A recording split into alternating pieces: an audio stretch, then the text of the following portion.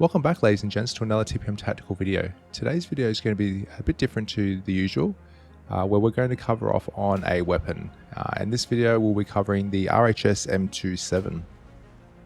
Before we jump on in though, if you are enjoying these videos, please hit that like and subscribe button and leave a comment below if you'd like to see more videos like this.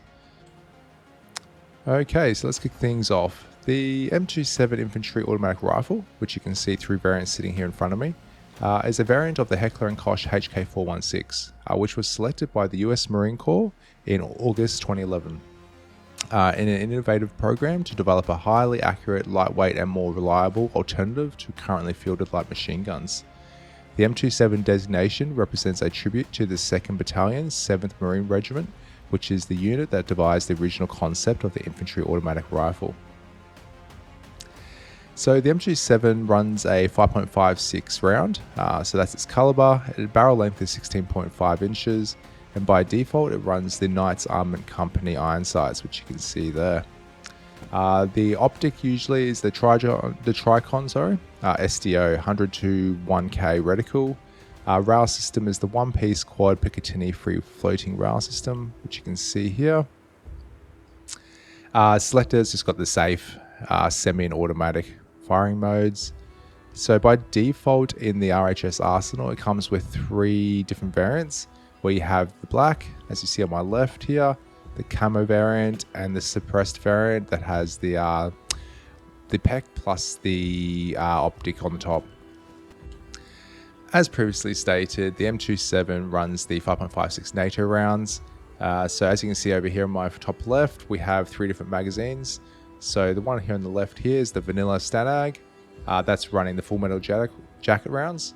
The middle PMag here is running the RHS M995 A1 steel core, and the PMag here on the right is the RHS M995 tungsten core rounds. We will test those rounds at different objects shortly to see the penetration differences. The attachments that these M27s will utilize will pretty much be any of the RHS attachments that fit on a Picatinny rail. Any other mods like WCS and whatever else is out there will fit as well. Flash hiders and suppressors can be changed on the M27s as well, as long as it's a 5.56 related and it's been configured correctly in those mods. Okay, so that's a bit of the overview of those weapons. Let's jump on in. So I'm just going to be testing the black variant here. Obviously they're all going to be the same, excluding the suppressor, which may modify some of the statistics. But for today, we're just going to be testing the M27 black variant, utilizing this full metal jacket, the M995 A1 steel core rounds, and the M995 tungsten core. So let's pick up that. Let's grab a Stanag. Okay, so what we're going to be shooting through, we have fence palings here on the left. Then we have tin fence, followed by these steel doors, and not going to worry about trying to shoot through this concrete wall because the 5.56 won't penetrate it. So by default, the M27 starts with the M995 A1 rounds or magazine attached. So let me just remove that. And because it already has the round chambered, it's already at action, I'm just going to fire in a lovely safe direction over yonder. Okay, so let's let's load the default vanilla Stanag mag.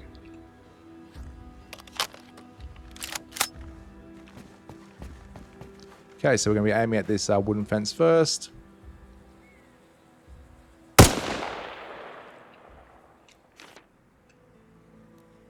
So as you can see, this is the vanilla Stanag. Let me clear some of those UI. Okay, so as you can see up here, a muzzle velocity 991, so that's when the round leaves the actual your barrel. That's its meters per second. What else we got here to look at? You can see its speed over time as it goes over different variants. Obviously didn't make 100 meters. So penetration. So when it's gone through this first wooden fence, impact speed's 911.29. The new speed once it's left the wooden fence on the other side, which happens to be straight through this panel as well, 452.53 meters per second, and there's your deacceleration. And its last impact, being that it hit the second fence, was at 439.35 meters per second. So that's some pretty handy statistics there. So it shows you how far those rounds are traveling. You can see once it went through this wooden fence, it changed its trajectory. Okay, let's move on to the tin fence, again with the same STANAG rounds.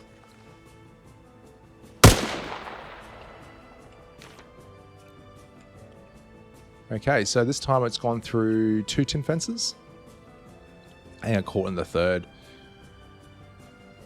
So its penetration speed is a bit higher than it was previously, and it's slowly reduced down. Obviously, every time it's gone through a different object. And now the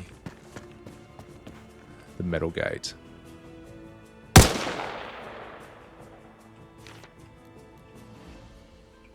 And as expected, it stopped exactly at the metal gate. And you can see the stats at the top left there. Let me just take a quick screenshot of this. Okay, so I've just taken a quick screenshot. Awesome. Now what we're going to do now is we're going to grab the M995 A1 rounds and test the same again.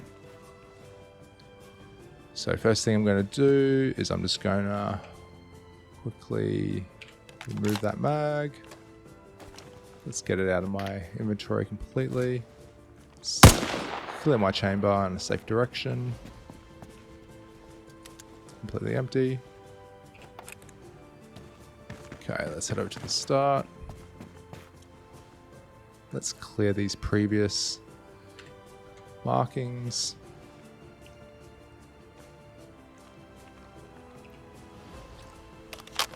Okay.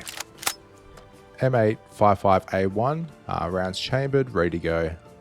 Let's see how this compares. So if you remember, it went through the first one and got stuck in the second wooden fence panel.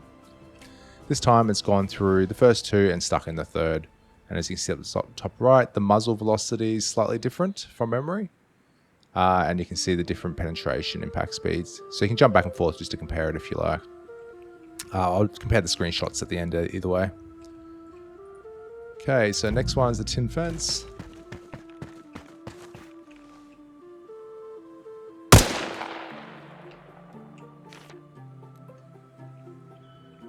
And this time it's gone further, it's gone through 3 and got stuck in the 4th one.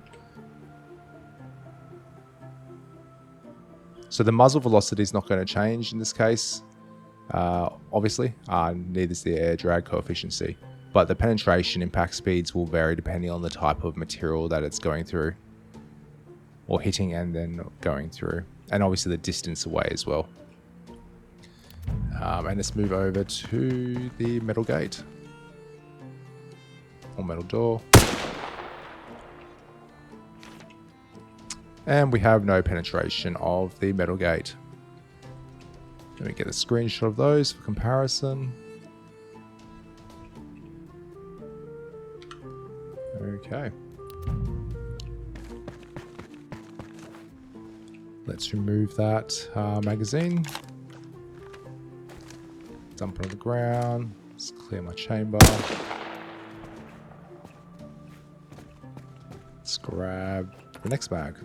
So we've got another P mag here, which will be running the M995 tungsten core rounds. So these should be your armor piercing or AP rounds. Let's clear those lines. Awesome.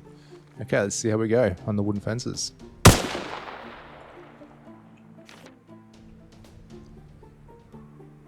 So we've got 1, 2, 3, 4, 5 gone through 5. 1, 2, 3, 4, 5. Yep, gone through 5 and got stuck in the 6th object, 6th fence. And as you can see, muzzle velocity is a fair bit higher, and the air drag coefficient is slightly different. I think the previous round was 410 from memory, so this is 0.50, it's 350. Okay, let's move on to the tin fence.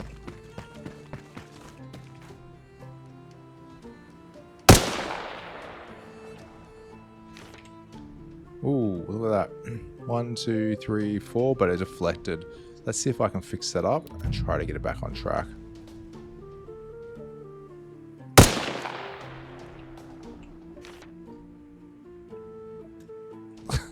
That one didn't work either, deflected down to the ground.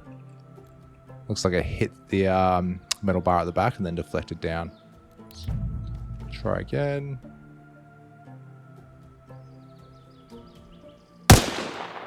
That looks a bit better. Okay, so going through 1, 2, 3, 4, 5, and into the 6th tin fence. Well, it could have gone further because it went through the tin itself, but then it hit the metal bar. But we'll leave it at that anyway. Actually, that makes it the same as the wooden fence. Actually, let's try that again. I feel like it'll go further.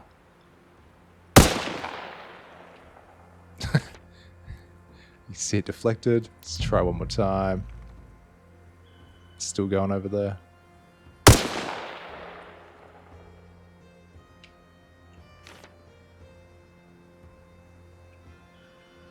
There we go. That one's gone further. It's gone through to, what's that, the 7th? 1, 2, 3, 4, 5, 6. And then caught in the 7th fence. The 7th object. And also, you can see the statistics again at the top left. Now let's move on to the metal gate.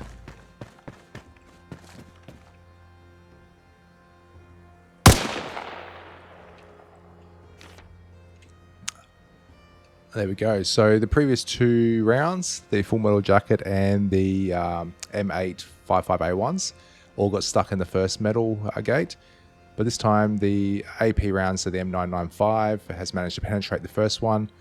It's lost a lot of its momentum, and therefore it has hit the second metal gate, but hasn't gone through it. So it went through the first. The impact speed was 960.23 meters per second. Its new speed when it's left the metal on this side was 167.53 meters per second, with a deceleration of 792.70 meters per second. Okay, so I'm just going to quickly pause that and get the screenshots up for a comparison. Actually, let me take a screenshot first. A few more lines here.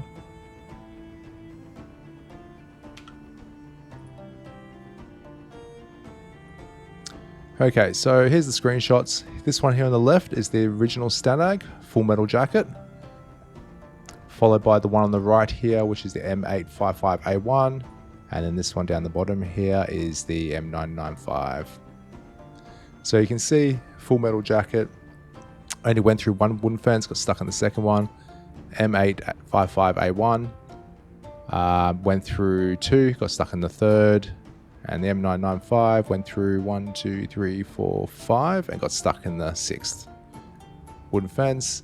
Tin fence, 1, 2, 3, got stuck on the 3rd for the full metal jacket. 1, 2, 3, 4, got stuck on the 4th for the M8.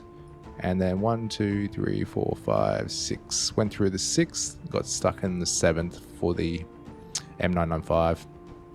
And then with the metal gate, both the vanilla full metal jacket and the M995 A1 got stuck in the metal gate, the initial metal gate, while the 995 AP round managed to penetrate through the first metal gate and then got stuck in the second one. So I hope those statistics might help you choosing your M27 rifle as your primary weapon, plus the ammo magazines for the different penetration statistics. If you do have any more questions related to it, or if there's a particular weapon you would like me to run the same process through, please leave a comments below. Otherwise, yeah, appreciate you taking your time watching this, and have a good one. Cheers.